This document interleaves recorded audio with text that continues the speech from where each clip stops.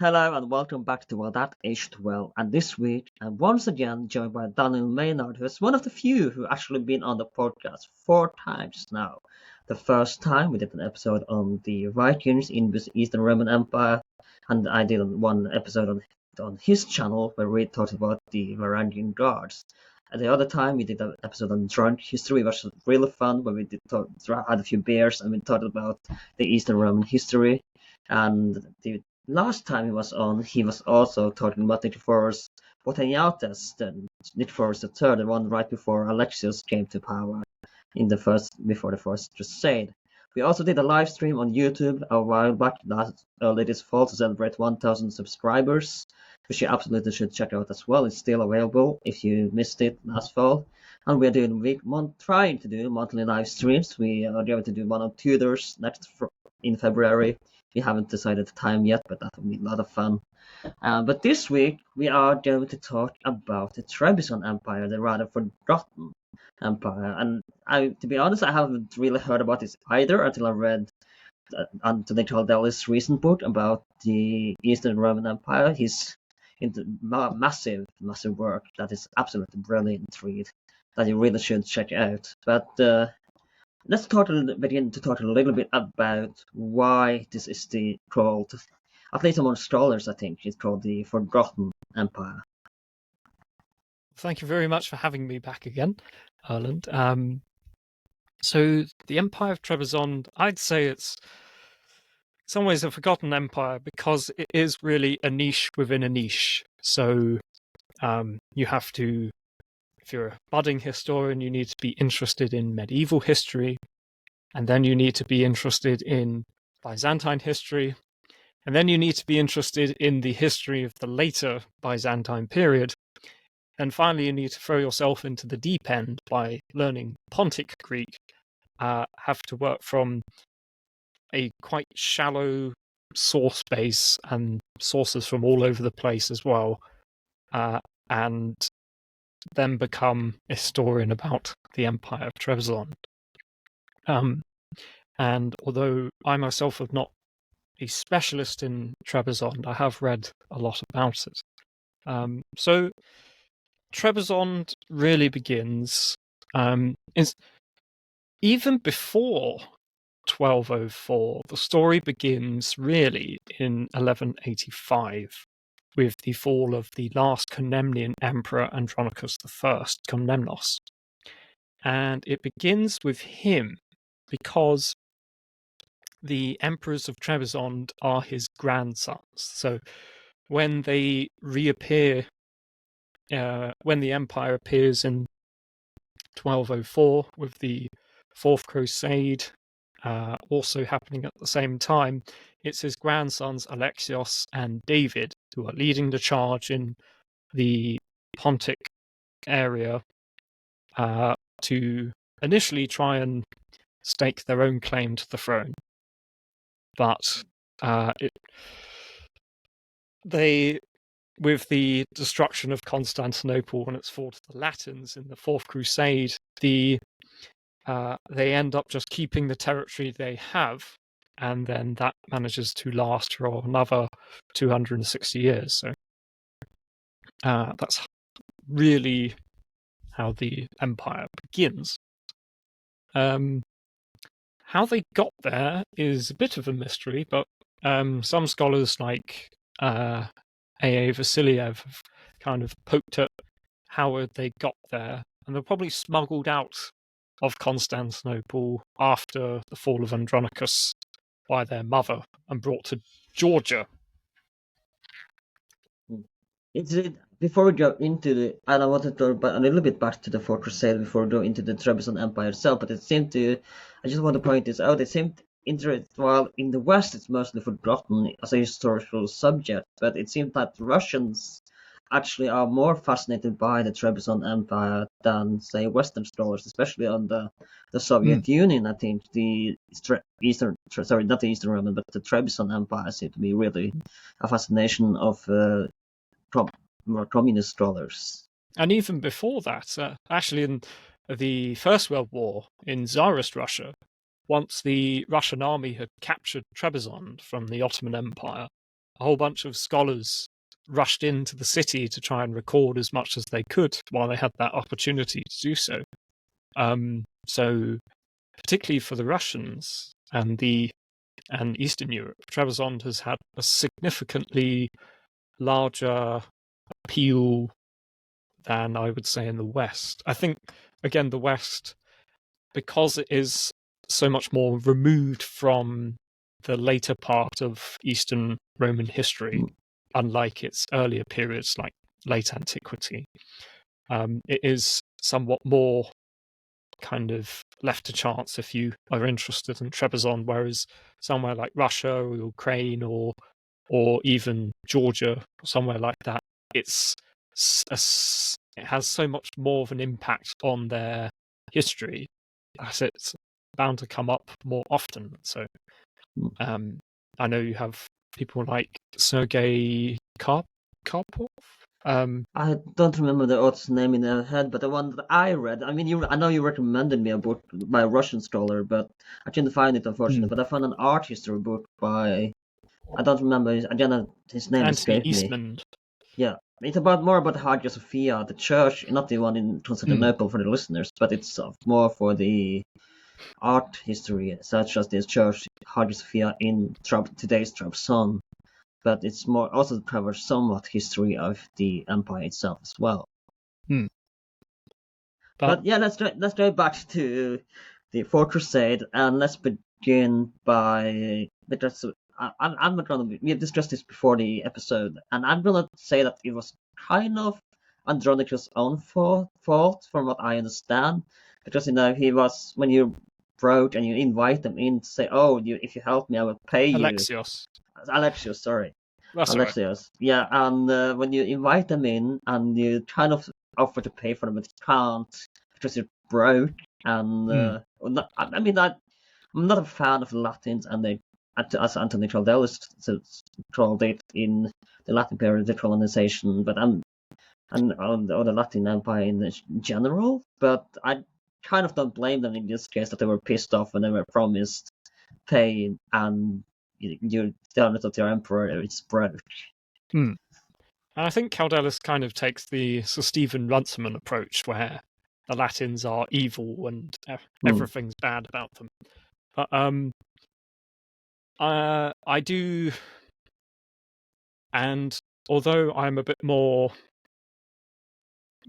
balanced in my approach to it, at no point would I say that the Latins were justified or the good guys or anything like that for what they did. But I think it's important to remember that it was almost like the Romans themselves led the Latin horse to water, and the Latin horse drank, if you like. How the Fourth Crusade would never have gone to Constantinople had Angelos IV directed it towards Constantinople, initially for a good cause, to put him back on the throne and restore his father, Isaac II. But, as you say, they were bankrupt, and Alexius IV had lied to them about his ability to pay them back, and so the Latins very, very quickly got fed up with them, and eventually, once Alexios IV had been murdered, decided to just unleash their retribution on them and took Constantinople a second time, because they were there for over a year with after kicking out Alexios III and then putting the person they'd been brought to Constantinople in the first place on the throne, and then he failed to live up to their expectations, which he himself had set. I mean, there's umpteen causes for the Fourth Crusade, but I think on a fundamental level that had the Romans not brought them to Constantinople, there wouldn't have been a sack of Constantinople, but it was the Latins who decided to do it. Just a little footnote as well. The Fourth Crusade was eventually supposed to be what the Fifth Crusade became, because they were originally going to take Egypt, but they brought a little bit destructed. So it was originally going to be the fourth crusade that ended up being the fifth Yes. crusade. But let's talk about the escape and how did they end up in Trebizond of all places? That doesn't really seem like. Was So it a well-known? It seems like a strategic location for the trade and. reason why Trebizond, there's two reasons. So Andronicus I is a very interesting character in history. I won't go too much into him because it would take too long. But he had been governor of that area of the Eastern Roman Empire for a number of years, and so the local population actually had come to like him quite a lot. So, and when he goes to take the throne in 1183 from the regency of Alexios II, his base of support is from Anatolia. So when his grandsons appear on the scene, then you see that same loyalty and popularity for the progeny of Andronicus I come back. So immediately Trebizond and the regions around it declare for Alexios and David Komnenos. The second reason is just a simple fact of geography, because once Andronicus I fell and his son Manuel was assassinated, his grandsons Alexios and David, who would have only been boys in 1185, were spirited away to Georgia. And it's believed, this is something that A.A. Vasiliev looked into, that the Queen of Georgia at the time, Tamar the Great, she was, to put it technically, royally pissed off with Alexius III for diverting funds she had sent to one of the Georgian monasteries for his own treasury, and she wanted retribution. So these two pretenders, which had been languishing in the Georgian palace for 15 years, were suddenly let loose with a small Georgian army to try and stake their claim to Constantinople. And they used this Georgian army and then other soldiers they managed to get along the way from Georgia through Trebizond along the Pontic coastline until they reach Heraclea Pontica to carve out their own empire with, as I had said, the original intention of taking Constantinople after its fall to the Latins, trying to negotiate all the different polities that came out of that. And initially, because there was a lot of confusion that happened after Constantinople fell, and although it's very simple and teleological to say that there were 4 successor states, for those first couple of years, there are pretenders and local potentates and magnates pretty much everywhere, where you've got Leo Gabalas in command of Rhodes, you've got Alexios III still running around in Macedonia and Thrace. You still have even Alexios V, who runs away from Constantinople, is around until he gets blinded by Alexios III.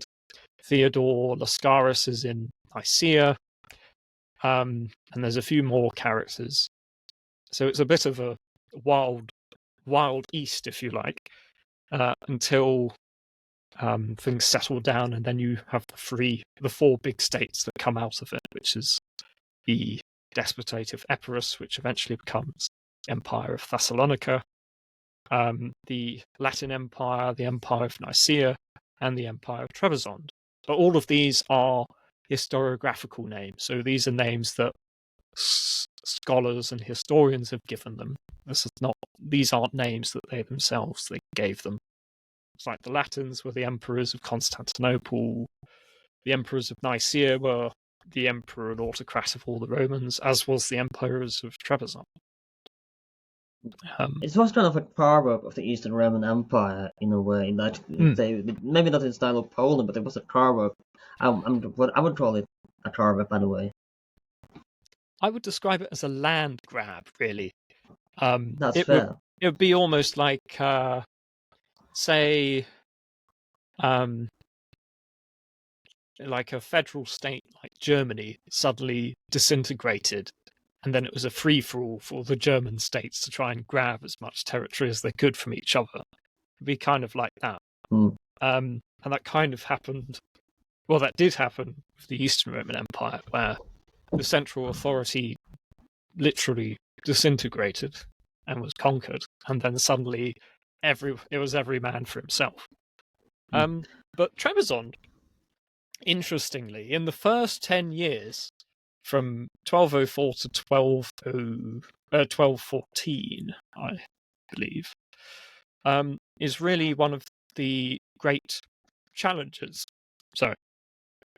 For the for the title of successor to the Eastern Roman Empire, if you like, because as I mentioned, they managed to take Trebizond, they take Sinope, which is another important port city, they take most of Paphlagonia right down to Heraclea Pontica, and so David Komnenos runs Paphlagonia in the west, and Alexios Komnenos runs Trebizond and the other territories in the east. And in this time, they also managed to get control of the Crimean provinces, which remain quite very important for trade and control of the Black Sea. And during the 13th century, the Empire of Trebizond is the dominant power in the Black Sea for at least the first half. And so they are really on the up. And unfortunately for them, things start to go wrong very quickly when David attempts to take Nicomedia from the Latins. And in a number of battles, David is successively defeated, where he is unable to take Nicomedia, and then in the Battle of the Rough Pass, it's a rough name for it, is defeated by Theodore Lascaris and his Latin knights, and then he is beaten back all the way to Sinope, and Theodore Lascaris captures Heraclea Pontica.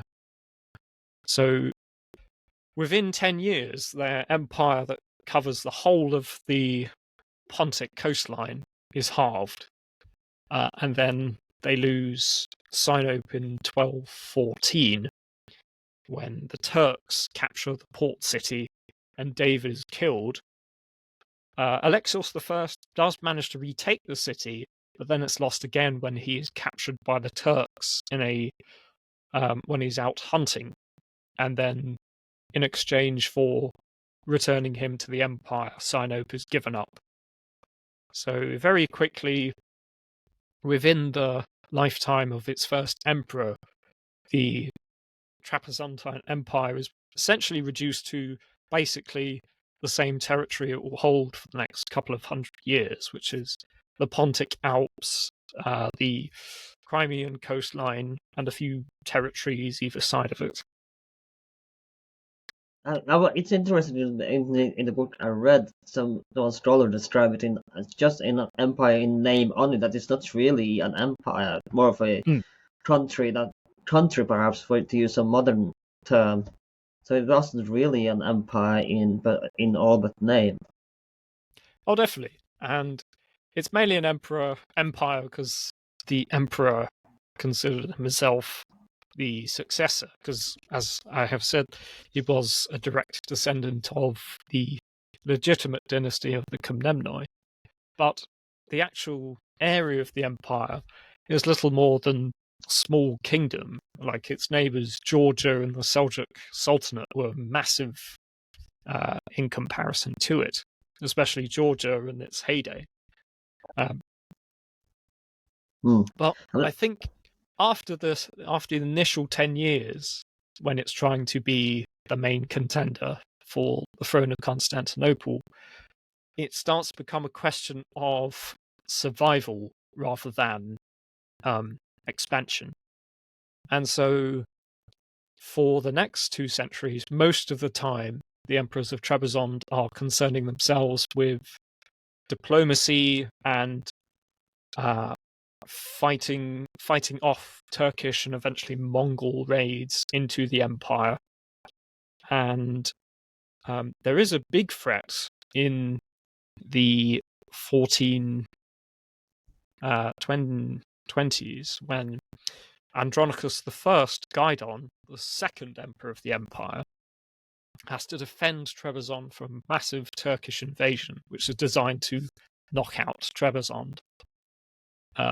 And it fails, and from that point onwards, the Trapezontines are able to hold their empire together by either allying with the big powers of the day, either the Sultanates, the Mongols, or other Turkmen tribes around them, or the Georgians, and beating back invaders and trying not to have too many civil wars. In fact, the Empire of Trebizond in the later 14th century is in a much better position than the Eastern Roman Empire is in the same period. Just because they've already had these civil wars, managed to get their state back together again, and the emperor of the time, Alexius III, brings in this long period of stability, whereas the Eastern Roman Empire proper is fighting continuous civil wars every other year, and running an increasingly bankrupt, devastated, and small state. So that by the end of the 14th century, the Empire of Trebizond is actually a lot larger than the Eastern Roman Empire. Was there ever an attempt to retake Constantinople, or did they ever thought about retaking Constantinople and rule as from the capital again, or was that ever? Right. Did they realize? Yes. So Alexios and David, particularly David, Alexios, once he's taken Trebizond, stays in Trebizond, and we don't know why. I mean, we could endlessly speculate, but we don't have any sources that tell us why. But we know he's there. But David, he is in the west of what is the Empire of Trebizond at its height. And his big push to try and take Nicomedia is hoped to be a step to then go and take Constantinople. But once he's pushed back from Nicomedia, he then allies with the Latins against the Empire of Trebizond, the Empire of Nicaea, ironically. So very quickly it turned there's a lot of backstabbing and diplomacy going on. And the Nicaeans do this themselves, where one moment they've allied with their enemy against another enemy, and then they ally with their former enemy against another one. So the diplomatic relations between all of these different successor states is incredibly fluid in the 13th century. And even it's only really with the second loss of Sinope. So in the 13th century, they lose Sinope under Alexios I, but then they retake it under Manuel I, and he's really one of the greatest emperors of Trebizond. He is probably as close as they get to that original expansionist phase, where they are actually taking territory from the Turks. They're looking outwards, and their influence in the region is quite important, because one of Manuel's inventions is to reform the currency, and this currency starts getting used in Georgia and other states around it. So Trebizond under Manuel I is quite an important power. And in fact, he even has relations with the Crusader states, such as they are in the 13th century. But after him, they lose Sinope, and then the Empire of Trebizond is kind of shifts its focus back to eastern Anatolia and the Caucasus until their destruction in 1461. But they always maintain contact with the Eastern Roman Emperor, and several of their emperors end up marrying princesses from the Eastern Roman Empire, and vice versa. So, like, the Emperor John VIII marries a Trapezontine princess, and the Emperor Basil Grand Komnenos marries the bastard daughter of Andronicus III, Irene Paleogina. So they maintain this relationship even after the territorial route between them ends. They can still communicate through the Black Sea. But for Constantinople, Trebizond is a lesser power. Let's talk a little bit about trade, if you can, because like you said, it was a strategic city state, which Trebizond lies by the Black Sea, and it's also this. If you look at the map of Trebizond, it's really quite, like you said earlier, it's quite a strategic location in general. Indeed. The thing that they've got a lot of natural advantages. The first is that they have the Pontic Alps, so they have a large plain along the coast, intersected by rivers and hills and so on. But this heartland is protected by this vast mountain range, which you have to try and penetrate through. And although the Empire of Trebizond never has a particularly large army, one of the figures we do get is in the late 14th century, the Emperor Alexios III is able to muster an army of 600 soldiers, which doesn't sound very much, but this is also because of the mountainous terrain, you don't necessarily need a huge army to hold this small area, and especially defended by mountains. And also the warfare in that region is often more raids and counter raids rather than conquests. And the odd bit of territory will be taken here and there, but then it will be taken back or fought over or some such, where so the stakes are also very low. In fact, it kind of mirrors how the warfare of the Eastern Roman Empire and the Arabs back in the 7th and 8th century, where there was a lot of raiding and counter-raiding, and there'd be some territorial gain and loss on both sides, but it was never decisive. And the Trapezontines are able to quite effectively pull this off for many, many decades. It does mean that their chances of actually expanding into an enemy like the Seljuk Turks is very low. And the one time they did, under Andronicus I, it failed spectacularly. But the Turks are never able to, or the Mongols, are never able to actually decisively destroy the empire. Not until 1461. Let's talk a little bit about Mongol invasion and entrance of the Mongol, because arguably this, and we talked about this in the Mongol Storm, if you look at the map of the early 13th century and then look at the map at the end of the 13th century, arguably they are decisive for the Middle East, because it's completely different from what you see early in the start of the 13th century. But with this justice in the Mongol Storm in December, where Trebizond realized that they didn't have enough men or manpower to stop the Mongols, so they actually realized that the best thing to do is to actually subject you to the Mongols and pay tribute to them instead of making them your enemy. And one of the big things that Trebizond inherits from its Eastern Roman roots is that it is very much a master of diplomacy, and it uses that both Roman empires use it to great effect against the Mongols.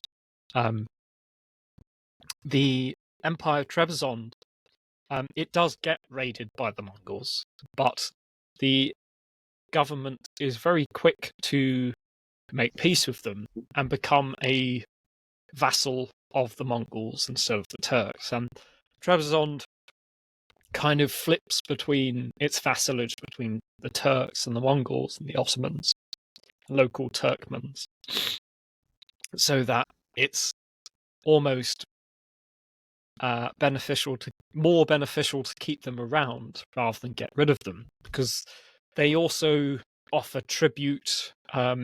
Sometimes they send weapons, sometimes they send riches, because also as time goes on they become a very wealthy trading port. Trebizond itself specifically, but also the lands around it, quite wealthy. It's It a is also, you mentioned terminus that of they the were, Silk Road. yeah. It has all of the trade from the Black Sea coming into it as well. You have that network. And so it's able to use its soft power to maintain relations with these massive powers around it and survive where so many others don't. And they also sometimes marry off princesses to foreign powers. So the Eastern Roman Empire does this as well, where they'll the emperor will marry one of his daughters off to one of the Mongol or Turkic powers to get an alliance. And that alliance doesn't necessarily need to do anything other than just keep the peace. So Trebizond is able to survive in this very difficult situation because of that. And it largely, in the 15th century, it all falls apart really because the Ottomans aren't interested in having this vassal state on their doorstep. They want to conquer Trebizond. Whereas I think many other powers and rulers didn't or weren't too bothered. And there's no negotiations you can do at that point. We're going to talk about the Ottoman conquest in a few minutes, but I want to talk. You mentioned that they were masters at diplomacy, and I just want to bring up it's kind of a funny story as well. How they made the Mongols think that the empire was actually bigger than it was, because they would take them on this long detour across the empire, showing them fortifications, showing them their cities. But it was kind of like the 40-day. I just said Odysseus is it's a good example because we looked at the Mediterranean and it wouldn't take 20 years to get home, but he still has this long detour. But it's kind of a funny and interesting how they actually managed to trick the Mongols into believing that their empire were bigger than it actually was. And Theodore II of the Eastern Rim of the Nicene Empire, there is actually quite a detailed story of him taking a Mongol ambassador into this very high mountain, and he gets his soldiers to line the path and go in relays so that it looks like he's got this massive army, so that when the Mongol diplomat actually arrives at the emperor and he's in all of his finery and all of his courtiers are dressed up to the nines as well, so that it looks like the Mongols will have to have a massive fight on their hands to get rid of them. The Empire of Trebizond, I'm sure, would have been able to inculcate the Mongols in the same way, where it's better to just keep them on side rather than destroy them. Also, the Mongols do get involved with some of the Trapezontine politics as well. Like one of their emperors in the later 13th century, George Komnenos, when he's off, he goes to. This is something that Anthony Breyer worked out, where this emperor, who was very unpopular, went on a trip to pay homage to the Khan in Tabriz, which is a very mountainous area. And his courtiers that go with him betray him and depose him as emperor, and expel him from the empire when he's off to pay homage. And so they go back and proclaim his successor, John II, as emperor. And so this relationship with the Mongols does have some consequences for the Trapezontines themselves. And unfortunately for Trebizond, they do have quite a lot of internecine struggles and eventually quite a long civil war.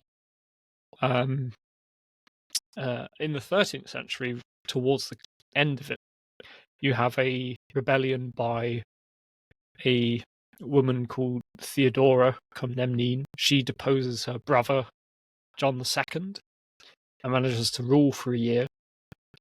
John comes back, and we don't know what happened to her, or necessarily why she was deposed, but she's the only female ruler of the empire we have coins of, which is quite interesting.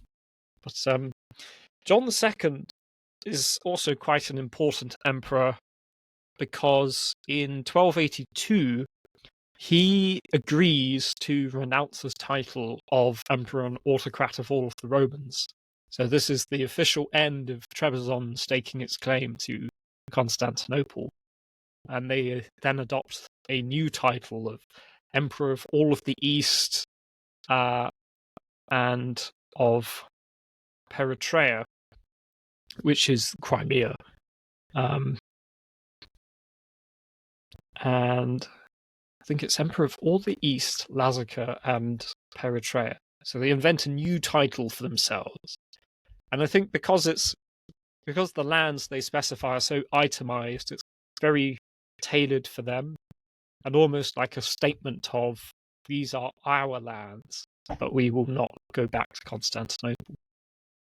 So the dream ends with him, really.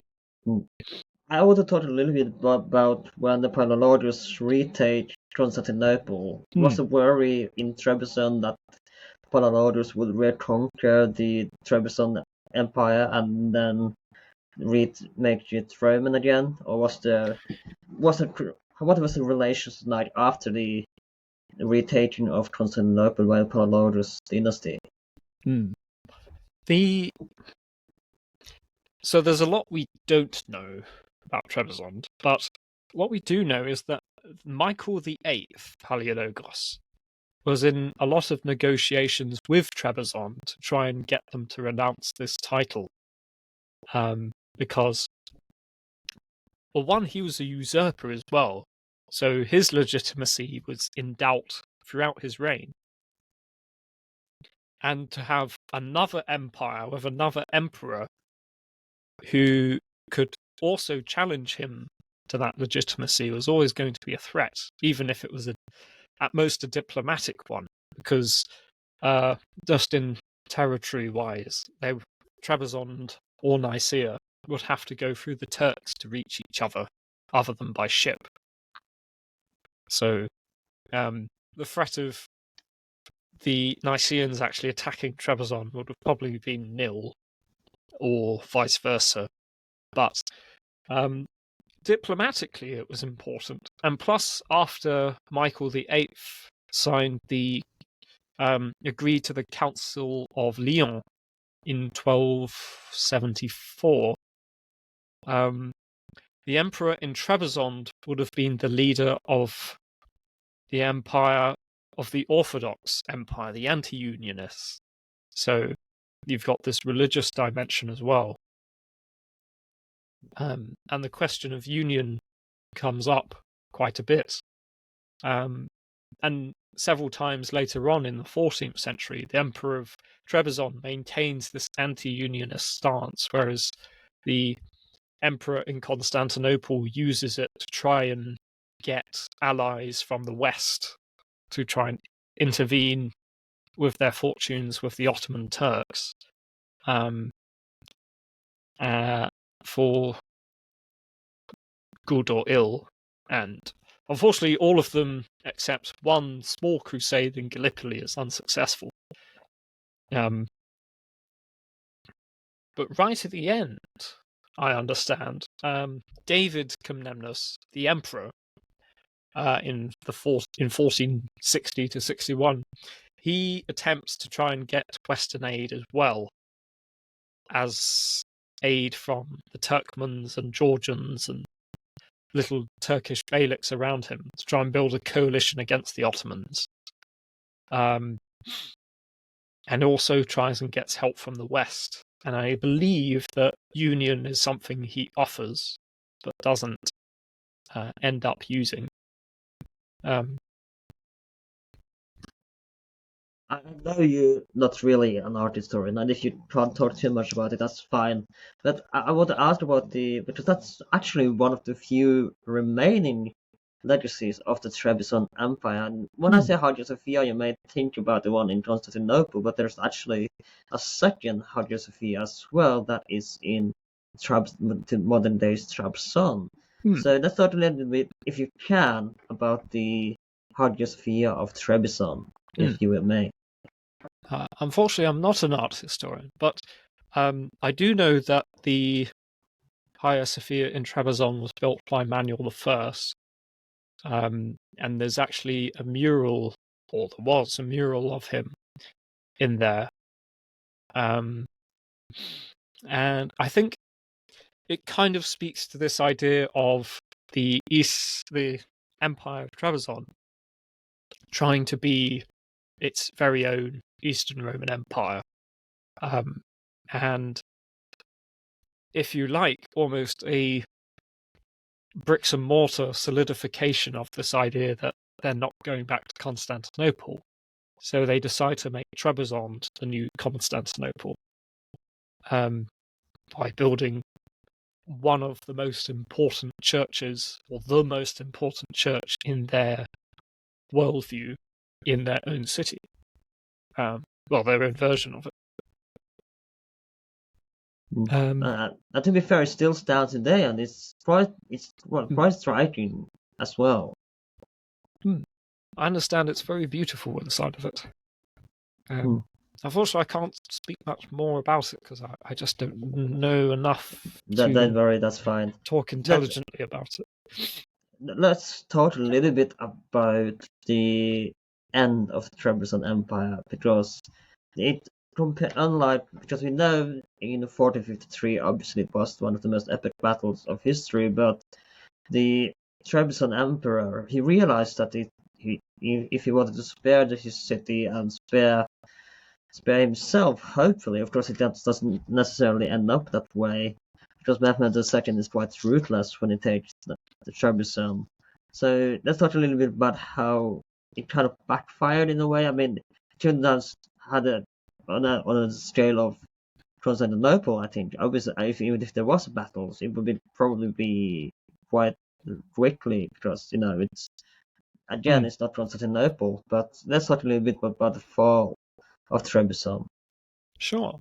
So, I think that one thing to remember is Trebizond isn't Constantinople in terms of defenses. So, even with Trebizond being, even at this point, quite a successful state, they weren't bankrupt like the Empire of Constantinople was. They hadn't been fighting decades and decades of civil wars like the Eastern Roman Empire had. Although the Empire of Trebizond had very recently had a different kind of political problem, which was pretty much every emperor in the 15th century had been assassinated or died violently in some sort of way. Like Manuel III had died of, I think he was either poisoned by his son. Yes, he was poisoned by his son, apparently.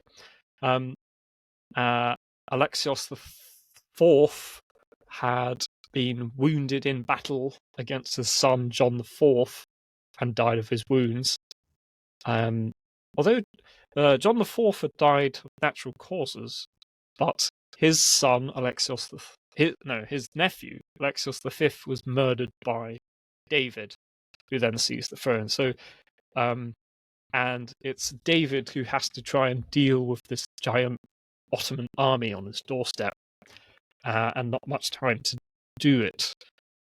That begins his reign in 1461 or 1460. So Trebizond has some political instability to deal with, but David does as best as he can, and as I mentioned, he tries to build a coalition of powers against the Ottomans. The issue is the Ottomans are just so powerful that they can just eliminate these smaller powers one at a time, so that by the end of it, the few allies that actually remain basically make their peace with the Ottomans rather than try and fight the good fight with Trebizond, because I think they can all see where the wind is blowing at this point. So Trebizond is basically stuck with no allies, and as I mentioned, one of their largest armies is about 600 men. So you have, let's say we double it to 1,200 to defend Trebizond itself, just from levies and so on. They still have to fight an army in the tens of thousands, led by Mehmed II. The odds aren't good, and their own navy is not exactly large as well either. They have only a few warships throughout most of their history, because the Black Sea is just not a large naval theatre. Well,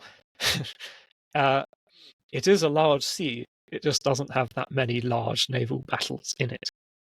So they never need a very large navy. So Trebizond's actual resources to fight this defense are quite limited.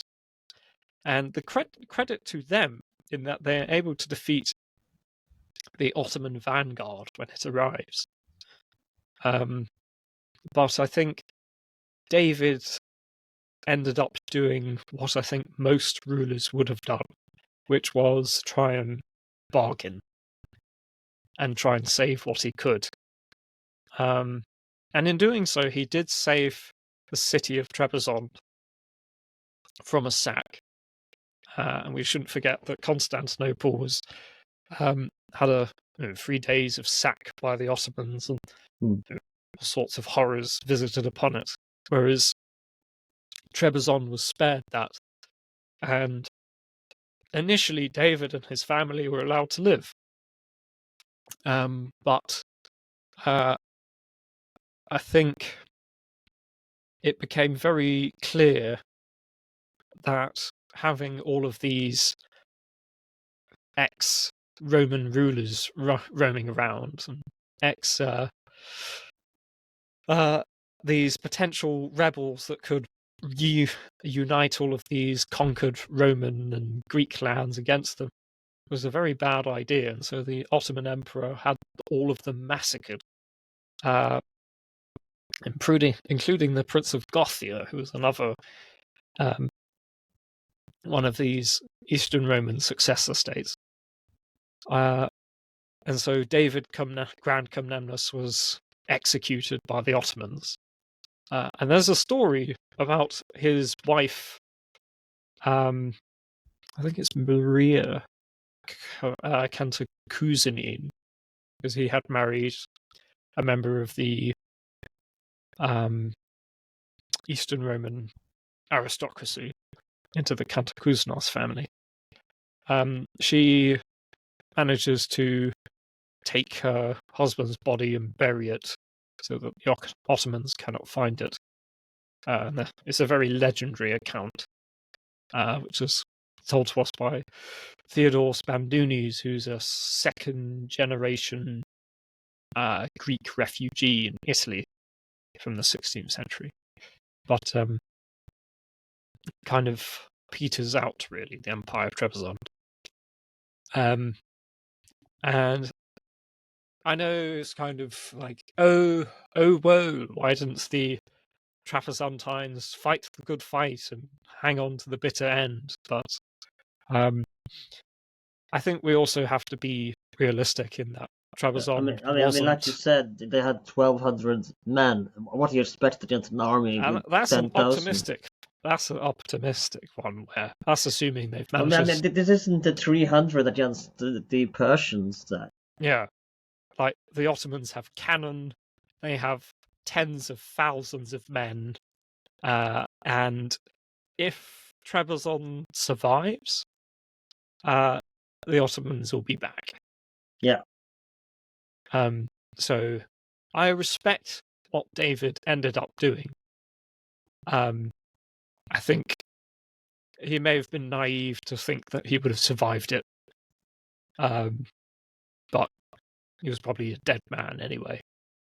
But I suppose one good thing he did do is save Trebizond from a brutal sack. So, but I struggle to see what he really could have done. Yeah. Otherwise. So we spoke a little bit about this early on in the episode with the Russian scholars and the Eastern scholars who were fascinated by the city. But let's talk a little bit. Is there any other legacy that the Trebizond Empire has that is still that is worth talking about? I think something worth mentioning is just that there has been a legacy for Trebizond. Unlike so many other states and successor states and so forth from history, Trebizond has managed to remain even in people's imagination, mainly at least in the West, mainly in a romantic sense. Like I believe it's Cervantes, who in his Don Quixote talks about Trebizond. And I believe there's a line somewhere that says, better to be emperor than Trebizond than the Count of Toulouse, or something like that. So Trebizond does crop up every so often. But it's not until the 19th century that Trebizond really started to come into the academic sphere with what's his face? Fulmayer, who created a big source book of Trebizond and went to Trebizond and recorded lots of inscriptions and things, some of which don't survive anymore, just after the Napoleonic Wars. And then since then, 19th century and then 20th century scholars have continued to study this empire and, at least in an academic sense, keep it interest in it alive, and that continues into the 21st century. I think most modern people's interaction with Trebizond, unless they've actually been there, has probably been through games and stuff like that. We have this curious little country in eastern Anatolia with lots of big, powerful neighbors to try and combat. So modern people today can experience the same challenges as the emperors back then. But I think, in a popular and academic sense, Trebizond has managed to remain relevant beyond even its western cousin Epirus or other states from that time. People aren't being like, "Oh, whoa, where is Great Moravia?" Or something like that. So, and then people think that the end of the Roman Empire Eastern Roman Empire was in 1453. I would actually argue that it's 6 years later in 1460. I'm not. So that was to me that was kind of like the actual end of the Roman Empire. And I think you could make a good argument for it. And in a civilization sense, if you like, the it is the last Roman state, which you could say with certainty was a continuation from the empire started by Augustus and his forebears. Because until Trebizond falls in 1461, there's no break territory in many senses. Nicaea kind of just disappears when the Palaeologos take and become part of Eastern Roman Empire again, right? So it's not really that end. It does kind of end rather quickly, but Trebizond still has this quite decent ending to it. It just doesn't disappear out of history. And as I said, although it doesn't have ambitions to become a great power like the Nicaeans do, it does eventually surpass the Eastern Roman Empire in terms of its strength and power. And for many years remains, and continuously throughout its history, remains in contact with it. And the Eastern Roman Empire consider it some sort of power to contend with, even if it's largely a diplomatic one. In fact, the last emperor, Constantine XI, even considers getting a marriage from Trebizond,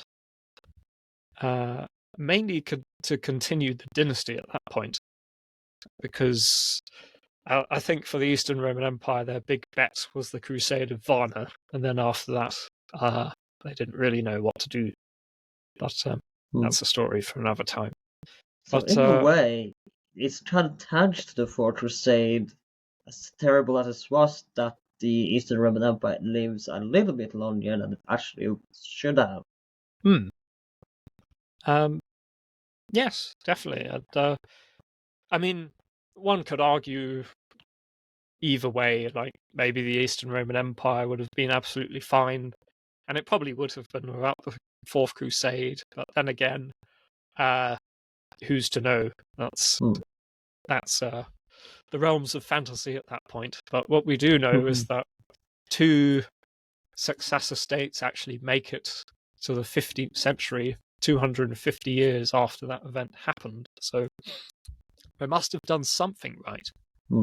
And the good thing about Trebizond is that although our sources for it are significantly limited compared to Nicaea, that shouldn't be understated. We do have sources for them, including a chronicle by Michael Panaretos, who gives us quite a good sketch of its history from its beginning until the end of the 14th century, at the very least. And then we can supplement the rest of its history from other sources. But we do get other things from the empire, like saints' lives and encomia and other literature from it. So we can say, isn't religion as well kind of a big part of the massively. empire? Like the cult of Saint Eugenios, which is really promoted by Andronicus I Guidon. He becomes the patron saint in Trebizond, and he's on their coins. There's church building everywhere. As I say, it's a very rich and vibrant empire culturally. Monasteries as well, I believe, have been massively built in Trebizond. Yes. Monasteries, churches. It has it is very much its own empire by the end of it, and kind of, although, as I say, it doesn't have the same ambitions as its Western counterpart in Constantinople, but it definitely figures largely as a distinct cultural and political and economic history beyond just being this footnote in the history of the Eastern Roman Empire. It's a great shame, really, that not a more recent history in at least academic circles, hasn't been published in English since 1926. I mean, you have had many other books since then, but not something that kind of brings it all together. Hmm. So many people have to rely on William Miller's book from the 1920s, which I, is I very couldn't out of date by find now. I couldn't find that Russian book you recommended either. I tried Mm, Amazon or eBay, which usually has one or two, but there are some books that are trickier to find, and I couldn't mm, find the one you talked about. But there should be really more available, both academic and for general public, because I think if there was one book or two that could be a general history, I think the interest would mm. absolutely be there for this rather forgotten empire. And I do think access is an important part of interest, where I don't think it's for nothing that some of the most popular parts of, say, Eastern Roman history are the parts Hmm. that people have the most access to. So I do wonder how, Joe Bloggs, the historian's book on the Empire of Trebizond, 2025, would do in a Hmm. history store, in a bookstore.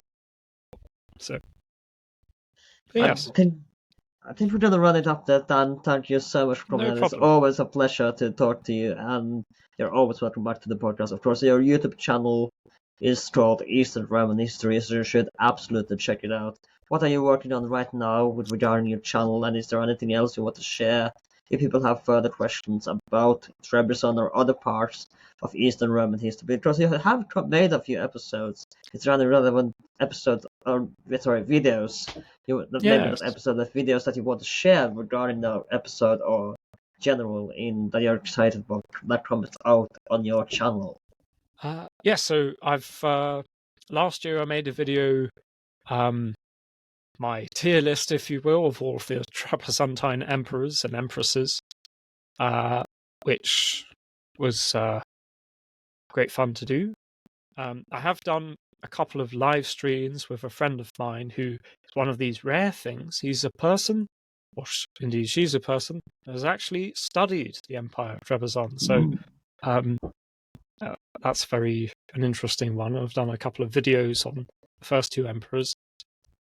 Just at the moment, I'm doing a video on the usurper Constantine III for the Western Roman Empire. So look out for that one.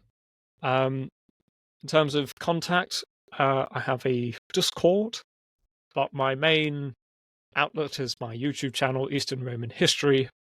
And if you like the Eastern Roman Empire and the later Roman Empire, I'm sure you'll find something on there to enjoy. Absolutely, absolutely. There's a brilliant channel and one of the best on the Eastern Roman Empire out there. So check it out. Thank you very This much. have been, well, That Age 12. We are available on Spotify, Apple Podcasts, YouTube, wherever you can find podcasts these days. If you are on Spotify, consider give us 5 stars, or you can give us one at least. And by the time of the date, and it might be different by February, but at least for now it's a free world. But it might change in a few days, so who knows? Who knows? But you can also give us 1 star if you hate this episode, though. 5 would be very nice. And if you are on YouTube, like, share, and subscribe. And if you are on Apple Podcasts, consider giving us a review. Also, check out the other episodes we have done with Daniel on our podcast. They are absolutely fantastic, all of them. And check out some other episodes as well. I'm sure you'll find something you like. We have done several on Eastern Roman history and intend to do much more. Especially, I find the successor state after the Fourth Crusade really fascinating. So I hope to do more of those, like this one. So stay tuned, like, share, and subscribe. Oh, and yeah, I almost forgot before we say goodbye. We are available on social media as well on the Twitter/X under H12, Instagram H12, and Blue Sky under H12. And this has been H12 again. My name is Alan, and I'll see you next time.